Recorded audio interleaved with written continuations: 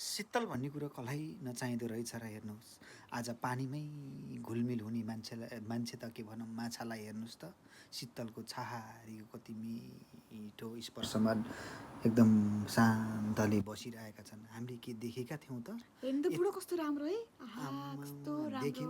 देख्यौ शीतल कालो छहारी। कालो। त्यही भएर त तिमीलाई मेरो छहारी चाहिएको छ, मलाई तिम्रो छहारी चाहिएको छ। ओ जस्तै पानीलाई पनि शीतल छहारी चाहिएको छ, माछालाई पनि उनीसँग घुलमिल हुन पाइरहेका छन्।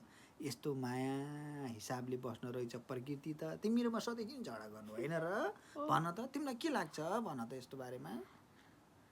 केही जाओस् तिमीले दुई चार शब्द भनिदेऊ। अनि हेर्नुहोस् त हाम्रा दर्शकहरूले यदि हेर्ने दर्शकहरूले त यति मिठरी सब्सक्राइब गरिदिनुहुन्छ हाम्रो च्यानललाई, माया दर्शाउनुहुन्छ। यो त हेर्नुहोस् एउटा हामीले कति देख्दा सानो पनि कस्तो प्रयास माया मात्र हो। लागिरहेको के। तपाईँले त्यति धेरै हेर्नु न। माया गरिदिनुहुन्छ नि।